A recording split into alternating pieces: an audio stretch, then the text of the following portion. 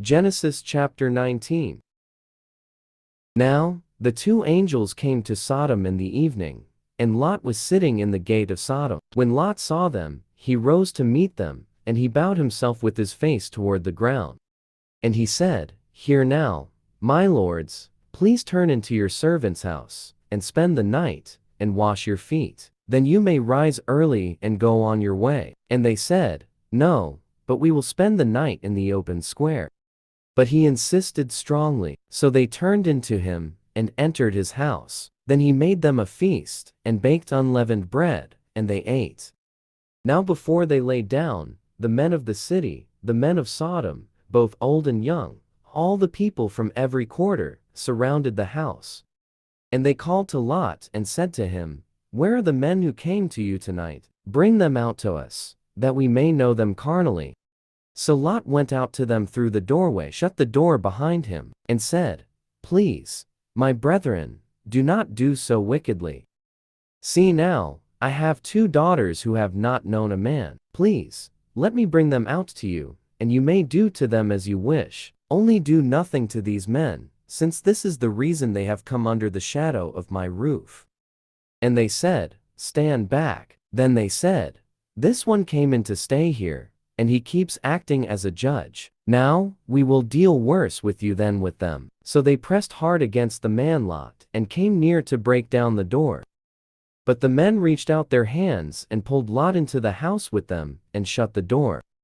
And they struck the men who were at the doorway of the house with blindness, both small and great, so that they became weary trying to find the door. Then the men said to Lot, "Have you anyone else here? Son-in-law, your sons, your daughters, and whomever you have in the city, take them out of this place. For we will destroy this place, because the outcry against them has grown great before the face of the Lord, and the Lord has sent us to destroy it." So Lot went out and spoke to his sons-in-law, who had married his daughters, and said, "Get up, get out of this place, for the Lord will destroy the city." But to his sons-in-law he seemed to be joking.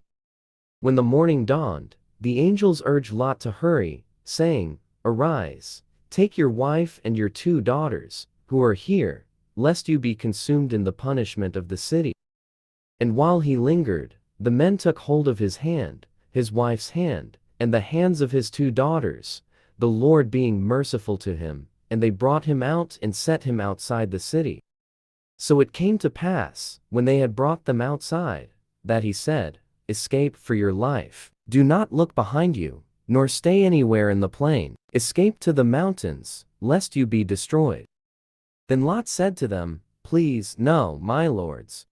Indeed now, your servant has found favor in your sight, and you have increased your mercy which you have shown me by saving my life. But I cannot escape to the mountains, lest some evil overtake me and I die. See now, the city is near enough to flee to, and it is a little one. Please let me escape there, is it not a little one? And my soul shall live." And he said to him, "See, I have favored you concerning this thing also, in that I will not overthrow the city for which you have spoken. Hurry, escape there, for I cannot do anything until you arrive there." Therefore the name of the city was called Zor. The sun had risen upon the earth when Lot entered Zor. Then the Lord rained brimstone and fire on Sodom and Gomorrah from the Lord out of the heavens. So he overthrew those cities, all the plain, all the inhabitants of the cities, and what grew on the ground. But his wife looked back behind him, and she became a pillar of salt. And Abraham went early in the morning to the place where he had stood before the Lord. Then he looked toward Sodom and Gomorrah, and toward all the land of the plain, and he saw, and behold, the smoke of the land, which went up like the smoke of a furnace. And it came to pass, when God destroyed the cities of the plain, that God remembered Abraham, and sent Lot out of the midst of the overthrow, when he overthrew the cities in which Lot had dwelt. Then Lot went up out of Zor, and dwelt in the mountains, and his 2 daughters were with him, for he was afraid to dwell in Zor, and he and his 2 daughters dwelt in a cave. Now, the firstborn said to the younger, "Our father is old, and there is no man on the earth to come into us, as is the custom of all the earth. Come, let us make our father drink wine, and we will lie with him, that we may preserve the lineage of our father. So they made their father drink wine that night. And the firstborn went in and lay with her father, and he did not know when she lay down, or when she arose.